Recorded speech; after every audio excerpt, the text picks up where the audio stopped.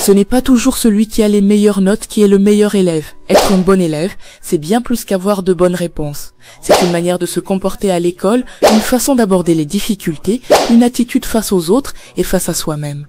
Un bon élève, ce n'est pas seulement un cerveau qui fonctionne, c'est un cœur qui s'implique, une volonté qui avance, un regard qui s'ouvre. Dans cette vidéo, découvrons ensemble les qualités essentielles à encourager chez nos enfants pour qu'ils apprennent, progressent et grandissent.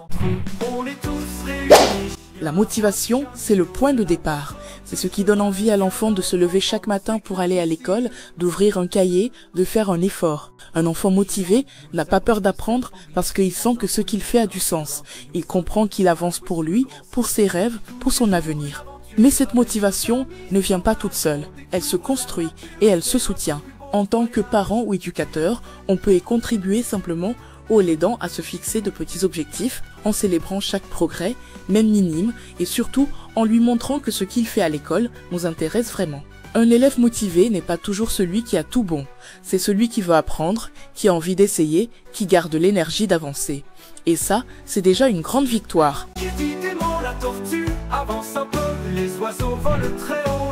Un bon élève, ce n'est pas celui qui réussit tout du premier coup, c'est celui qui continue même quand il échoue, celui qui accepte de se tromper mais qui refuse de rester au sol.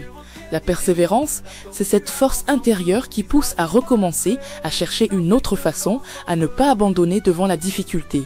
Et pour un enfant, cette qualité se développe avec le temps.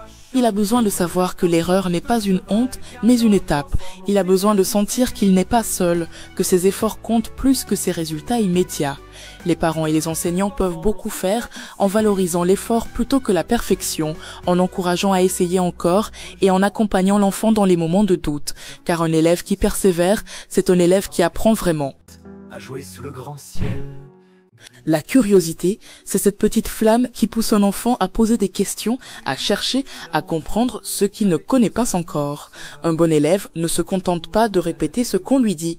Il veut savoir pourquoi, il veut savoir comment. C'est cette soif de savoir qui rend l'apprentissage vivant et passionnant. Et bonne nouvelle, la curiosité est naturelle chez l'enfant, car il suffit souvent de peu pour la nourrir, lui, lire une histoire, l'écouter quand il raconte sa journée, lui proposer une visite, un documentaire, une activité nouvelle. Ce n'est pas grave s'il pose trop de questions, c'est même un bon signe. Un élève curieux n'attend pas la connaissance, il part à sa rencontre. Le respect, c'est la base de tout bon climat d'apprentissage. Il apprend avec les autres, auprès des adultes, dans un cadre. Et ce cadre repose sur le respect. D'abord, le respect de soi. Dormir suffisamment, être propre, bien s'alimenter, c'est prendre soin de son corps pour être prêt à apprendre. Ensuite, le respect des autres. Être poli, écouter sans couper, ne pas se moquer, c'est créer un espace sûr où chacun peut s'exprimer et progresser. Et enfin, le respect de l'environnement, ranger ses affaires, respecter le matériel scolaire, garder la classe propre, parce qu'un espace en ordre, c'est un esprit plus libre. Le respect, ce n'est pas une règle imposée. C'est une valeur qui s'apprend, se montre, se vit. Un élève respectueux ne fait pas seulement grandir lui-même, il aide aussi les autres à grandir. Un bon élève, c'est aussi un élève qui apprend à se débrouiller.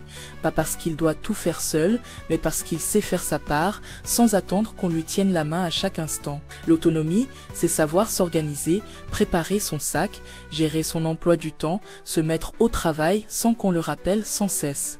C'est aussi savoir prendre des initiatives, commencer ses devoirs, relire une leçon, corriger ses erreurs, chercher une solution avant de demander de l'aide. L'autonomie ne s'impose pas, elle s'apprend petit à petit avec la confiance des adultes.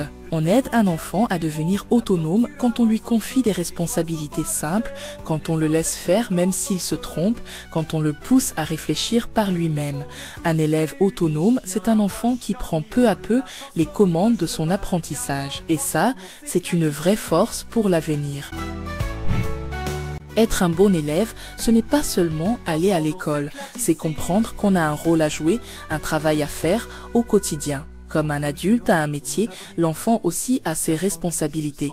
Son travail, c'est d'apprendre.